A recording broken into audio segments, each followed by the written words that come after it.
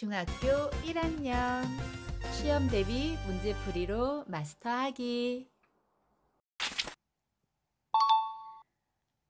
19번 풍선 속에 드라이아이스 조각을 넣고 묶어 두었더니 잠시 후 풍선이 크게 부풀어 올랐다.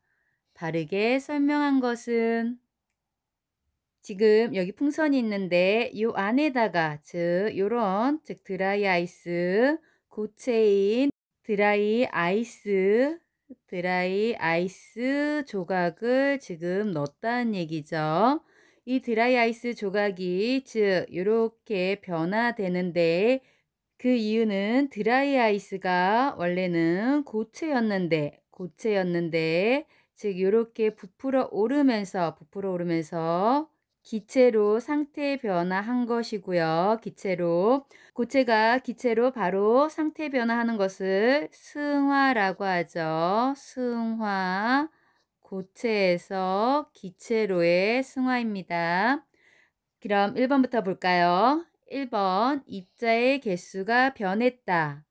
상태 변화해도 입자의 개수는 변하지 않습니다. 중요한 거니까 꼭 기억하시고요. 2번 모양과 부피가 일정해졌다. 고체에서 기체가 될 때 모양과 부피가 일정해지는 것이 아니라 반대로 부피가 더 커지게 되겠죠. 그래서 2번도 틀렸네요.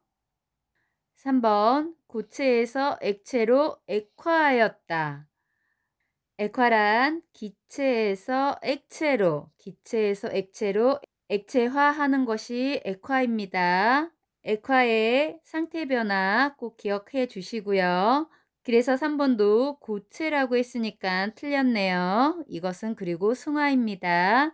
그래서 3번도 틀렸네요. 4번 입자 사이의 거리가 멀어졌다.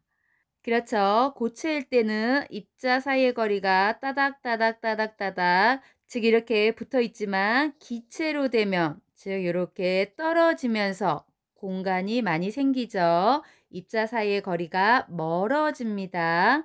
그래서 4번이 맞았네요. 5번 입자 사이에 끌어당기는 힘이 강해졌다. 입자 사이에 끌어당기는 힘을 인력이라고도 하죠. 인력이라고 하는데 이 인력은 고체일 때가 크고 기체가 되면 서로 거리가 멀어지기 때문에 작아집니다. 그래서 힘이 강해졌다가 아니라 약해졌다라고 해야겠죠. 5번도 틀렸네요.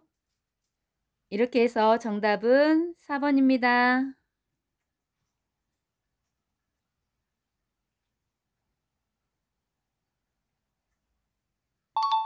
20번 그림은 물질 상태 변화에 따른 입자 배열을 나타낸 모양이다. 아이스크림이 녹는 과정을 바르게 나타낸 것은 지금 가처럼 이렇게 따닥따닥하게 즉 입자들이 배열되어 있는 모습이 보여지죠. 이렇게 규칙적으로 따닥따닥하게 배열되어 있는 이 모습은 고체를 나타내는 것을 알 수 있네요. 그런데 나로 가면 조금 공간이 지금 가보다는 공간이 생긴 것을 볼 수 있습니다. 이렇게 조금 공간이 생기면서 불규칙하게 즉 입자 거리가 멀어지는 거 입자 배열은 불규칙해지면서 즉 거리가 조금 멀어지는 이 나 상태는 액체가 되겠네요. 액체입니다. 그리고 달을 보면 이렇게 아주 멀리 떨어져 있는 것이 보여지죠. 거리가 매우 떨어져 있는 것을 볼 수 있네요. 매우 불규칙하게 변하면서 입자 사이 거리도 매우 떨어져 있는 이 다의 상태를 기체라고 해야겠네요. 기체.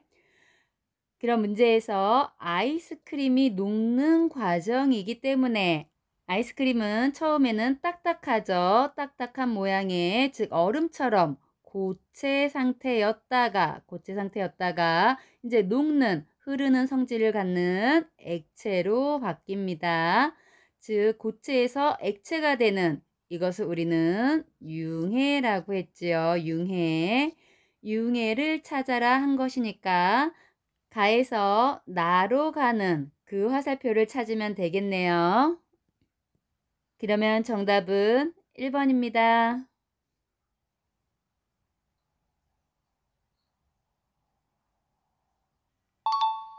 21번. 다음 보기는 우리 일상생활에서 찾아볼 수 있는 사례를 나타낸 것이다.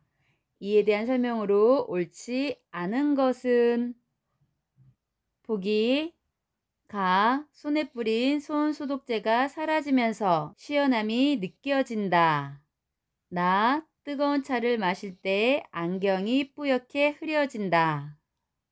우리가 가를 보면 손 소독제는 알코올 성분이죠. 소독제, 알코올 성분이 증발돼서 사라진다고 생각할 수 있는데, 즉 알코올 액체가 기체되는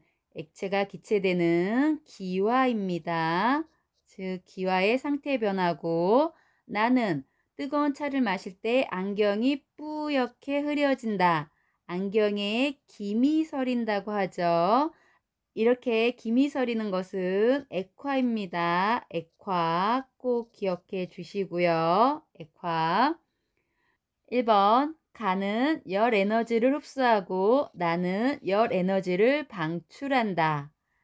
가는 열 에너지를 흡수한다라고 했는데 이때는 가열 때문에 열이 있어서 에너지를 흡수해서 상태 변화에 그렇게 흡수한 열을 상태 변화에 사용하는데 가는 기화로서 열 에너지를 흡수할 때 맞겠죠?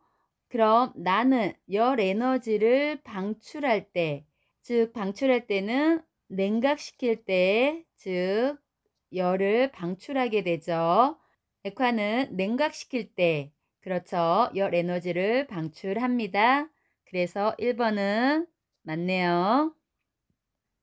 2번. 가는 입자 배열이 규칙적으로, 나는 입자 배열이 불규칙적으로 변한다.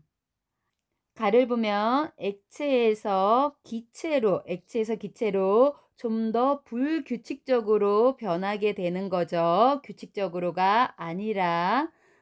그리고 나는 반대로 입자 배열이 이번엔 조금 더 규칙적으로 변한다가 맞겠죠.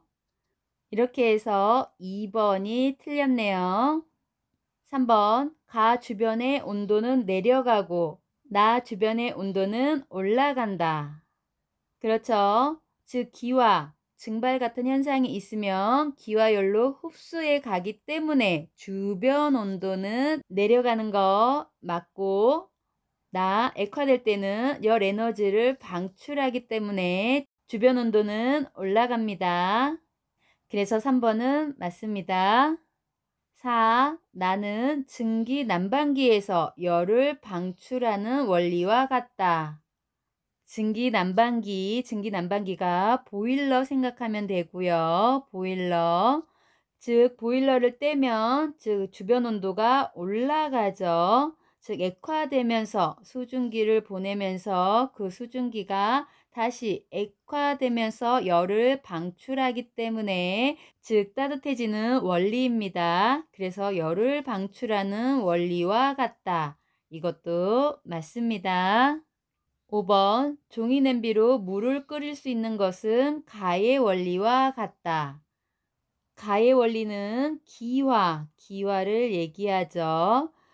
즉 종이 냄비로 물을 끓일 때 종이 냄비가 타지 않고 물을 끓일 수 있게 하는 것은 물이 기화하면서 열을 흡수하기 때문에 그래서 종이 냄비가 타지 않는 원리입니다. 그래서 5번도 맞습니다. 이렇게 해서 옳지 않은 것은 2번입니다.